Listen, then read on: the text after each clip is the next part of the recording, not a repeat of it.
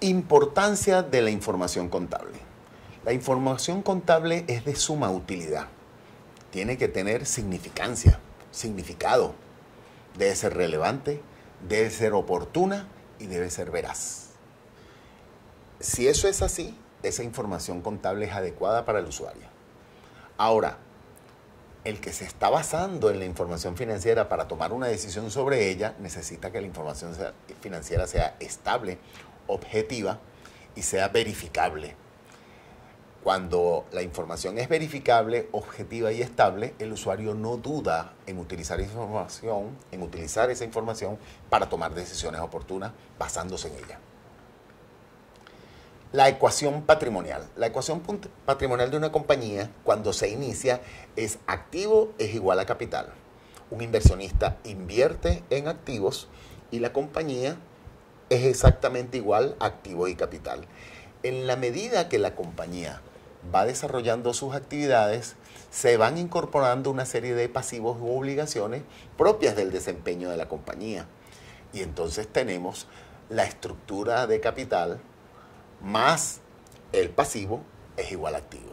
O dicho en términos de derecha a izquierda, activo es igual a pasivo más capital. Desde el punto de vista de resultados, los beneficios son iguales a los ingresos menos los costos menos los gastos.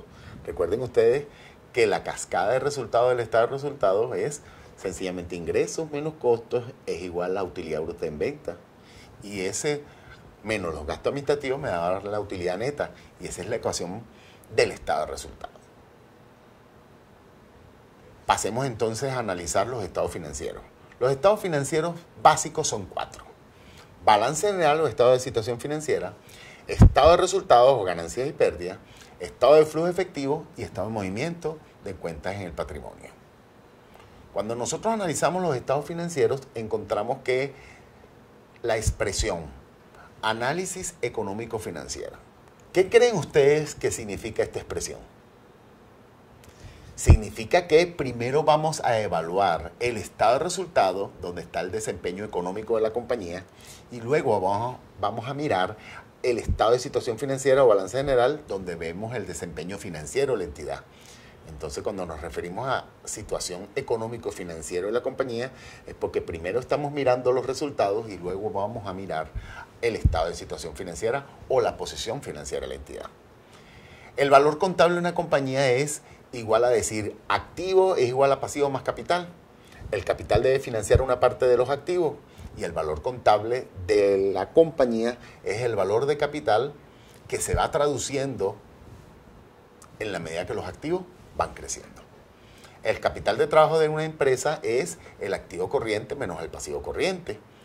En la medida que el capital de trabajo de una compañía o el capital de trabajo neto de una compañía es suficiente, la compañía no tendrá problemas de solvencia y liquidez.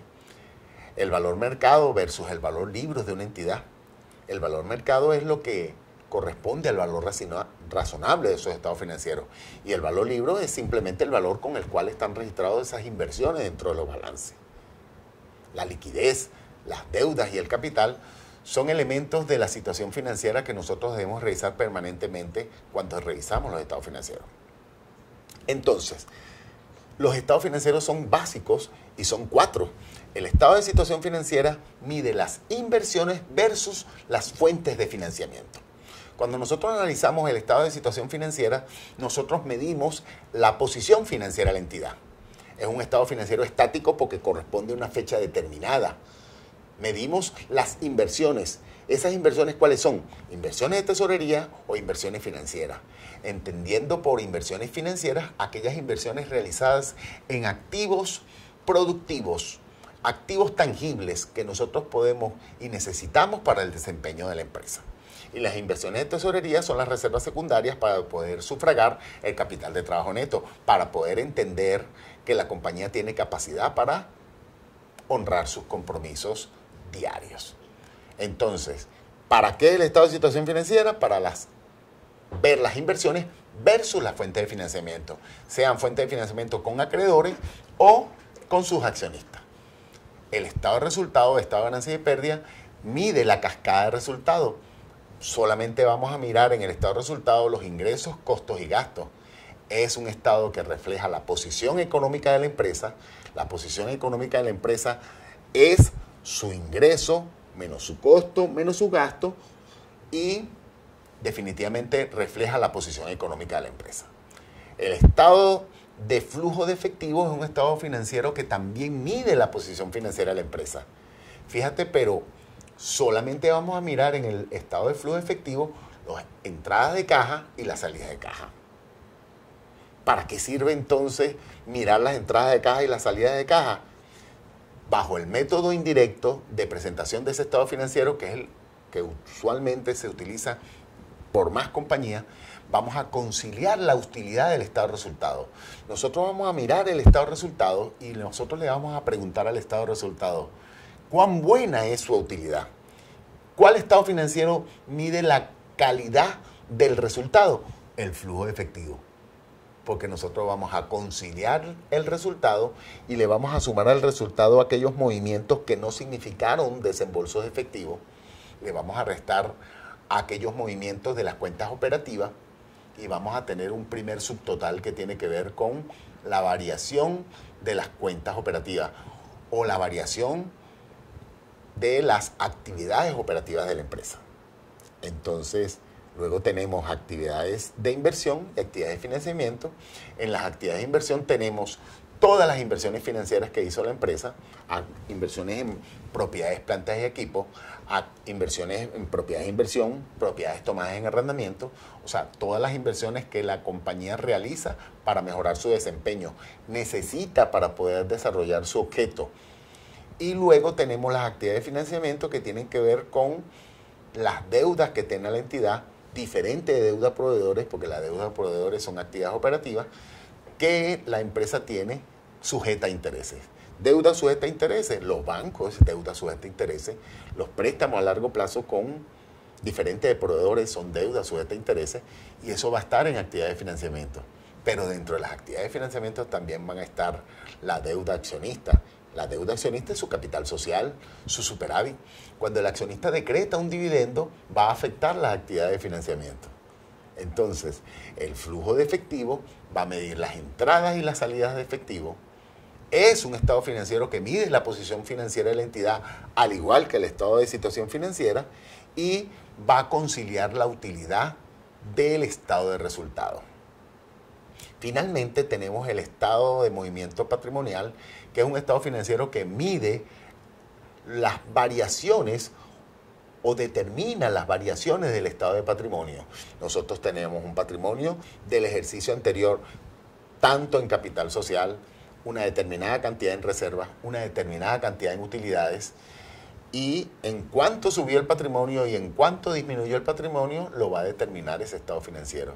Y ese estado financiero me va a permitir ver en cómo se clasificaron los saldos del patrimonio del estado de situación financiera, pero discriminado por cada elemento que se movió y cómo se movió. Ahí vamos a identificar los dividendos, los aumentos de patrimonio, el incremento de las obligaciones. Ahí vamos a ver obligaciones convertibles en capital, me refiero, los aportes patrimoniales no capitalizados. Definitivamente el movimiento patrimonial va a tener la reserva legal, las reservas voluntarias y todos los elementos que conforman el patrimonio de la entidad.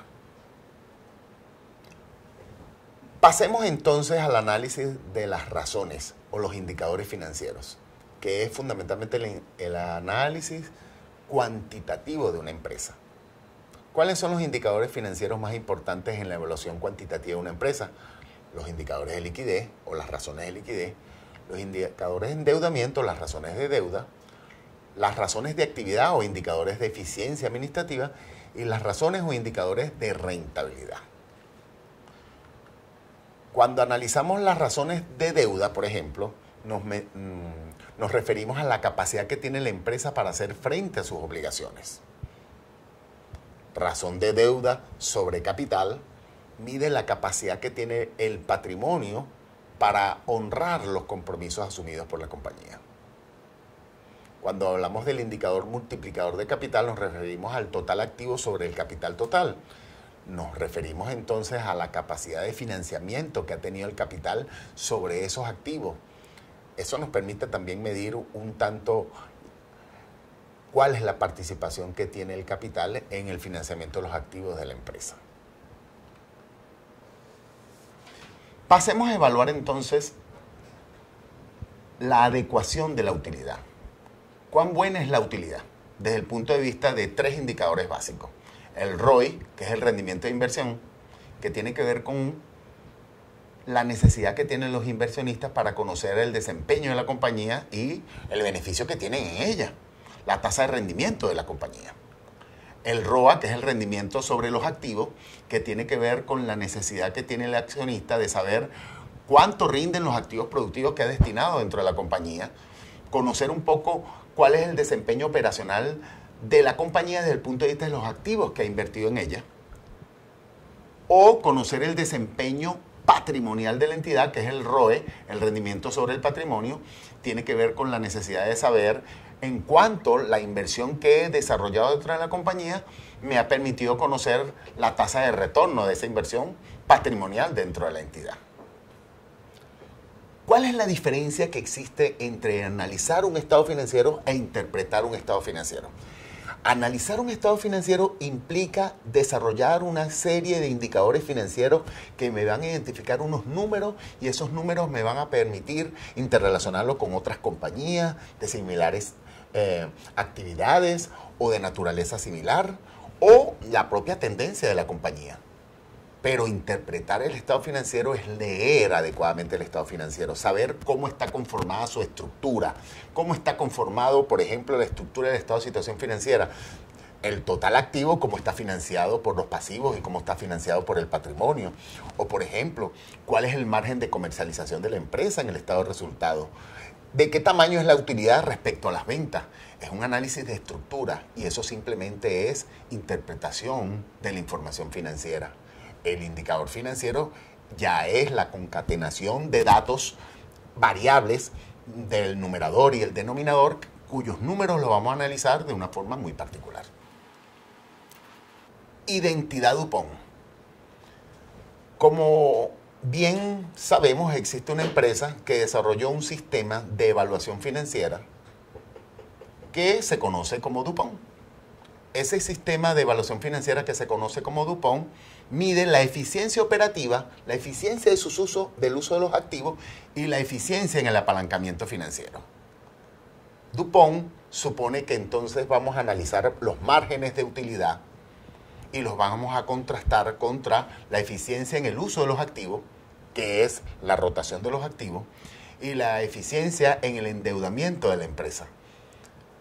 Cuando veamos luego los indicadores financieros, vamos a comparar entonces qué quiere decir DuPont cuando analizamos la eficiencia operativa, la eficiencia en el uso de los activos y el apalancamiento financiero.